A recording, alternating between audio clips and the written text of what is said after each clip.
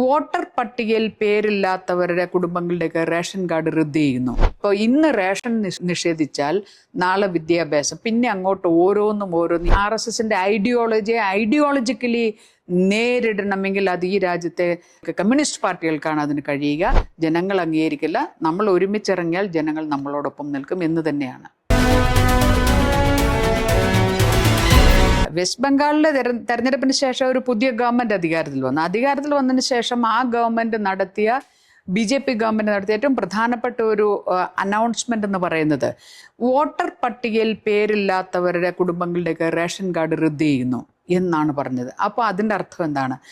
Voter പട്ടികയിൽ പേരില്ലാത്തവരെ മുഴുവനും ഡീസിറ്റിസണൈസ് ചെയ്ത് എന്ന് പറഞ്ഞാൽ അവരൊന്നും ഈ രാജ്യത്തിൻ്റെ പൗരന്മാരല്ല, അവരെല്ലാം ഗുസ്ബൈറ്റാണ്, അവരെല്ലാം വെളിയിൽ നിന്ന് വന്നവരാണ്. അപ്പം why should we spend our resource for the ഗുസ്ബൈറ്റി? അപ്പോൾ പുറത്തുനിന്ന് വന്നവർക്ക് വേണ്ടി നമ്മൾ എന്തിന് നമ്മുടെ പണം റിസോഴ്സ് ചെലവഴിക്കണമെന്നുള്ള ആ ഒരു ഇത്രയും ജനദ്രോഹമായിട്ടുള്ള, ഇന്ത്യ വിരുദ്ധമായിട്ടുള്ള, അത് ശരിക്കും ഇന്ത്യ വിരുദ്ധമായിട്ടുള്ള ഒന്നാണ്.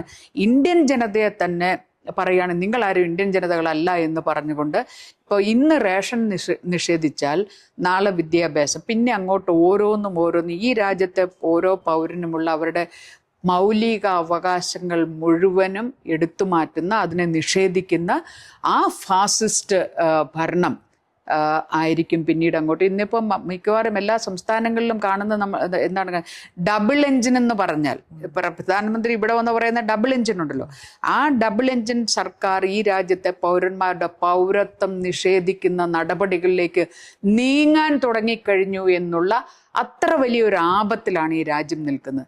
ആ ആപത്ത് തിരിച്ചറിഞ്ഞുകൊണ്ട് ഇവിടുത്തെ ജനാധിപത്യ മതേതര ഇടതുപക്ഷ പാർട്ടികളെല്ലാം തന്നെ ആ ഒരു ഉത്തരവാദിത്വം, ഇത് തെരഞ്ഞെടുപ്പ് വരുമ്പോൾ വോട്ടിന് അല്ലെങ്കിൽ സീറ്റ് ജയിക്കുന്നതിനുള്ള ഒരു മുന്നണി എന്നുള്ളതിനപ്പുറത്തേക്ക് ഇത്തരത്തിലുള്ള ഇപ്പോൾ റേഷൻ നിഷേധിച്ചു, നമ്മൾ മതേതര ജനാധിപത്യ പാർട്ടികൾ മുഴുവനും അതിനെതിരായി രംഗത്ത് വരേണ്ട ഒരു സമയമാണിത്.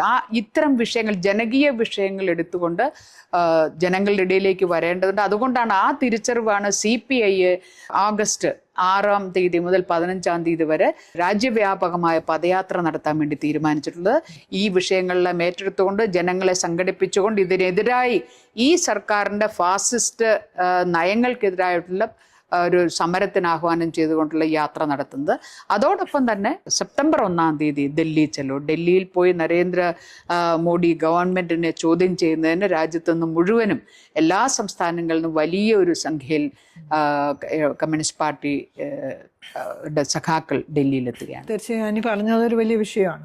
ഇന്ത്യയിലുള്ള എല്ലാ കമ്മ്യൂണിസ്റ്റ് പാർട്ടികളും, എല്ലാ ഘടകങ്ങളും, കമ്മ്യൂണിസ്റ്റ് പാർട്ടി പല രീതിയിലുള്ള പ്രസ്ഥാനങ്ങളെല്ലാം ഒരുമിച്ച് നിൽക്കാൻ പറ്റുന്ന ഒരു മൂവ്മെൻറ്റിനെ കുറിച്ച് CPIക്ക് അതിനെക്കുറിച്ചുള്ള ചർച്ചകളിലേക്ക് പോകാൻ കഴിയുന്നുണ്ടോ?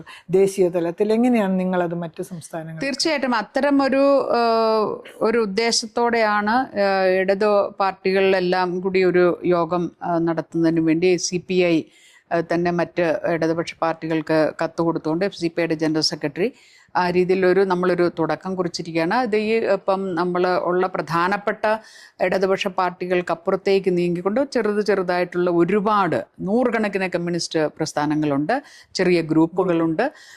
അവരെ എല്ലാം കൂടി ഒന്നിച്ച് വരാൻ ഞാൻ വീണ്ടും ആവർത്തിക്കുകയാണ്, ഈ RSSന്റെ രാഷ്ട്രീയത്തെ രാഷ്ട്രീയമായി RSSന്റെ ഐഡിയോളജിക്കലി നേരിടണമെങ്കിൽ അത് ഈ രാജ്യത്തെ CPI പോലുള്ള ഇടതുപക്ഷ പാർട്ടികൾക്ക്, കമ്മ്യൂണിസ്റ്റ് പാർട്ടികൾക്കാണ് അതിന് കഴിയുക.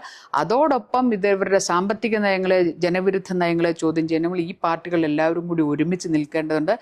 വൻ ജനകീയ പ്രക്ഷോഭം, അഭിജിത്തിന്റെ ഈ ഒരു ചെറിയ ഒരു ഒറ്റ അജണ്ടയിൽ തുടങ്ങിയ ഇത്, അതൊരു വലിയ ഒരു ചെറിയ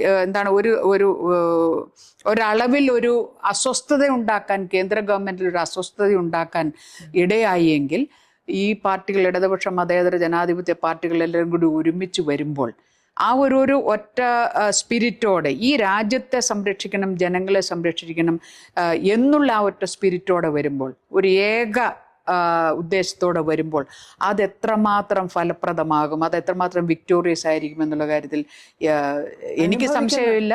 അനുഭവിക്കുന്ന ജനങ്ങൾ, ജനദ്രോഹ പരിപാടി നയത്തിന്റെ ഭാഗമായി ഓരോന്നും അനുഭവിക്കുന്ന ജനങ്ങൾ അങ്ങനെ ഒരു പ്രതീക്ഷ വെച്ച് പുലർത്തുന്നുണ്ടാവും അല്ലേ?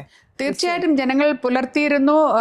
ദൗർഭാഗ്യവശാൽ ഇന്ത്യ മുന്നണി പലപ്പോഴും ആ ജനങ്ങളുടെ പ്രതീക്ഷയ്ക്കൊത്ത് ഉയർന്നില്ല എന്നുള്ളത് CPIയുടെ ഒരു അഭിപ്രായമാണ്. അതുകൊണ്ട് തന്നെയാണ് പല സംസ്ഥാനങ്ങളിലും ഈ മതേതര ജനാധിപത്യ പാർട്ടികൾക്ക് ഭരണത്തിൽ വരാൻ കഴിയാത്തതോ അല്ലെങ്കിൽ ഭരണം നിലനിർത്താൻ കഴിയാത്തതോ ആയ ഒരു സാഹചര്യം ഉണ്ടായത്. ഇതൊക്കെ തിരിച്ചറിഞ്ഞുകൊണ്ടാണ് വീണ്ടും അത്തരമൊരു തെറ്റ് ഇനി ആവർത്തിക്കാൻ. ജനങ്ങൾ ഒരു തവണ ക്ഷമിക്കും, 2 തവണ ക്ഷമിക്കും, 3 തവണ, പക്ഷെ എപ്പോഴും ജനങ്ങൾ തന്നെ ക്ഷമിച്ചു കൊള്ളണം എന്ന് ശാഠ്യം പിടിക്കുന്ന രീതിയിലുള്ള പെരുമാറ്റം, എന്ന രീതിയിലുള്ള നടപടികൾ ഇന്ത്യ മുന്നണിയുടെ ഭാഗത്തുനിന്നും അല്ലെങ്കിൽ ആ വിശാലമായ മതേതര ജനാധിപത്യ ഇടത് മതേതര ജനാധിപത്യ ആ കൂട്ടായ്മയ്ക്ക് ഭാഗത്തു നിന്നുണ്ടാകുന്നത് ജനങ്ങൾ അംഗീകരിക്കില്ല. നമ്മൾ ഒരുമിച്ചിറങ്ങിയാൽ ജനങ്ങൾ നമ്മളോടൊപ്പം നിൽക്കും എന്ന് തന്നെയാണ്. അപ്പം നല്ല ഒരു ശുഭപ്രതീക്ഷയോടെ അല്ലെ, വലിയ രീതിയിലുള്ള ഒരു മുന്നേറ്റം, ജനകീയ മുന്നേറ്റം ഇന്ത്യയിൽ ഉണ്ടാകുമെന്ന് തന്നെ നമുക്ക് പ്രതീക്ഷിക്കാം. തീർച്ചയായിട്ടും. കാരണം അത്തരമൊരു മുന്നേറ്റത്തിന് മുന്നിട്ടിറങ്ങാൻ ഞാൻ സൂചിപ്പിച്ച ഈ പാർട്ടികളൊക്കെ അവർ ഒന്നായി മുന്നിട്ടിറങ്ങാൻ ജനങ്ങളും കാത്തിരിക്കുകയാണ്. അതാണ് എൻ്റെ അനുഭവം. പല സംസ്ഥാനങ്ങളിലും പോയി, ഗ്രാമങ്ങളിലൂടെ പോയി ജനങ്ങളോട് സംവദിക്കുമ്പോൾ ഉണ്ടാകുന്ന എനിക്ക് ലഭിച്ചിട്ടുള്ള പൾസ്, ജനത്തിൻ്റെ പൾസ് അതാണ്.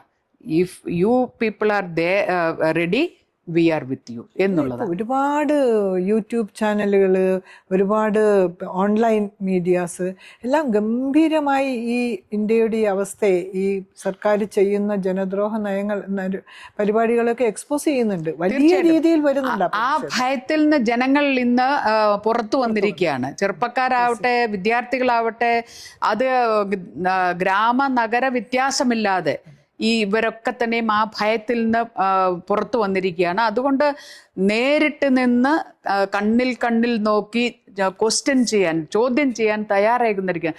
അതിനെ ഒരു പോസിറ്റീവായി ചാനലൈസ് ചെയ്യുക എന്നുള്ള ഉത്തരവാദിത്തമാണ് ഇടതുപക്ഷ പാർട്ടികളുടെ ചുമലിലുള്ളത്, CPIയുടെ ചുമലിലുള്ളത്. ആ രീതിയിലാണ് ഞങ്ങൾ അതിനെ കാണുന്നത്. സന്തോഷം. ഇത്രയും സന്തോഷം.